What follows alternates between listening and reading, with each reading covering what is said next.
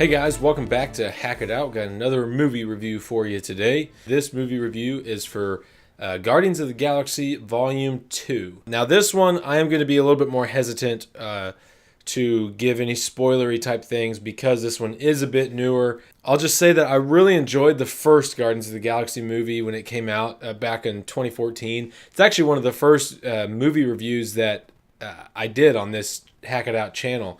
It was done. I think it was actually the first movie review I did with my Scales review system.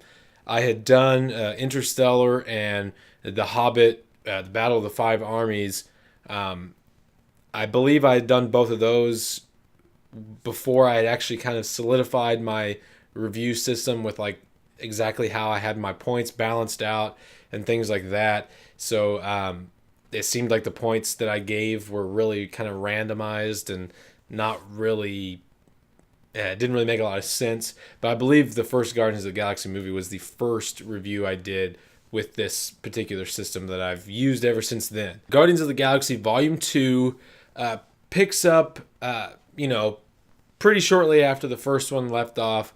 The first one left off, I guess the easiest way to say the first one left off with Groot sacrificing himself for everybody else as they were dealing with that power gem, one of the Infinity Stones. And then Groot was essentially reborn, so you saw him in the end credits as like a little baby, little dancing Groot. And so as this one starts out, he's a little bit older. He's still kind of referred to as Baby Groot, but I guess you could say he's kind of like a toddler, like a little kid, maybe the equivalent of like a 5 or 6 year old probably. At least that's how I would see him as. So anyway, this one starts out, they've been together. They've been a team for, a little while now. They're used to each other. They're just basically going around doing stuff, taking on these little missions for people, getting paid. And then, it was teased at the end of the first movie about Peter, or Star-Lord's dad, was teased. So we thought that we might see him or hear about him, have something to do with him. And that's exactly what this movie is. It's all about Peter's dad. And so we get to meet him. We get to learn about him, kind of learn a little bit more about Peter's backstory that you didn't quite get, in the first movie.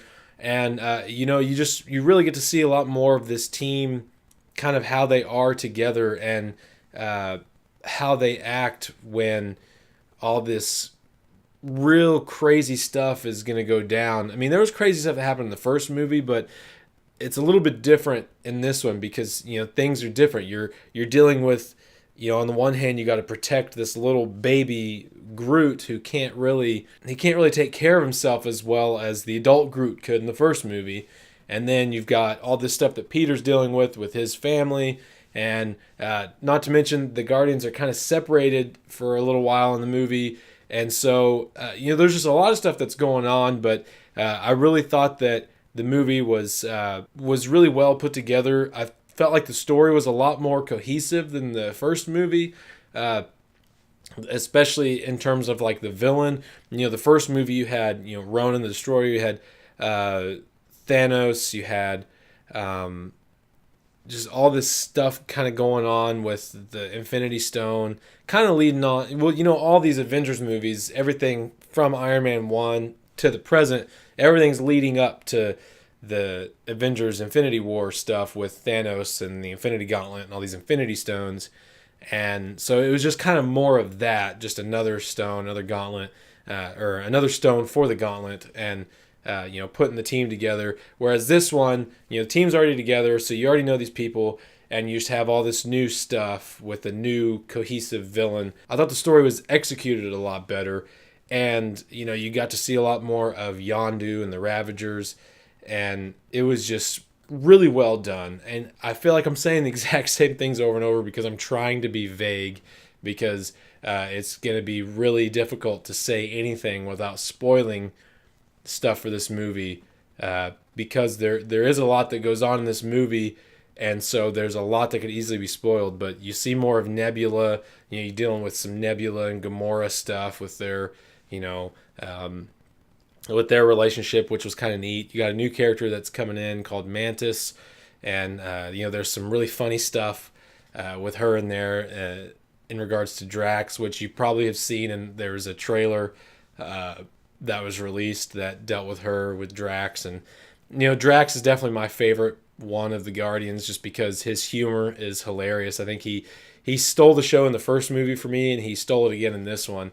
His humor is just downright hilarious, and I didn't think he could top how it was in the first movie, but he definitely did in this one. And so that one, it definitely made this movie better for me, I think. Not only because I really liked the villain, I just thought the story was a lot more cohesive, and then Drax, especially, just the humor. And the first movie had a lot of heart to it and emotion, but I thought this one had double the heart, double the emotion, and just all the layers that were packed on this. And so going right into our actual ratings, the scales, for story, I'm going to give it full points, 35.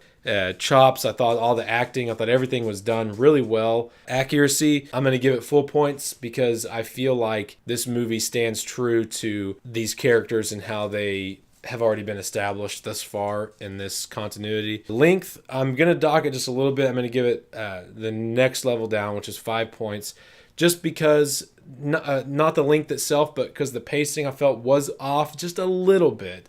There were a couple of moments that I felt rushed or dragged just a little bit. Not enough to ruin other parts like the story or anything like that for me, but enough that it made a difference that I felt like I couldn't give it the full marks for this. Ending, I give it full points, which is 30. The ending was emotional, had a lot of heart to it, had a lot of humor to it. I couldn't have thought of a better way to end a Guardians of the Galaxy movie. And then shoehorn, I couldn't think of anything that was unnecessarily added into it. So I'm going to give it just the bonus points, 10 points. So with that being said, the score comes up to a total of 105, which is an A+ for me. I really enjoyed this movie. I liked it better than the first movie. The first movie was really good. I really enjoyed it. I believe I gave it 100, but I did like this a lot more. And so if you have not seen this one, I recommend going and watching it. It's definitely worth seeing while it's still in the theaters. But if you have seen it and you have seen the first one, let me know in the comments down below. Which one did you like better? Did you like this one or the first one? And let me know why. Be sure to like this video if you enjoyed this review. Subscribe to the channel if you haven't already. And check out our Patreon page if you're interested in supporting us and helping us to grow and to provide more content. Anyway, I thank you guys for watching this review, and we will see you next time.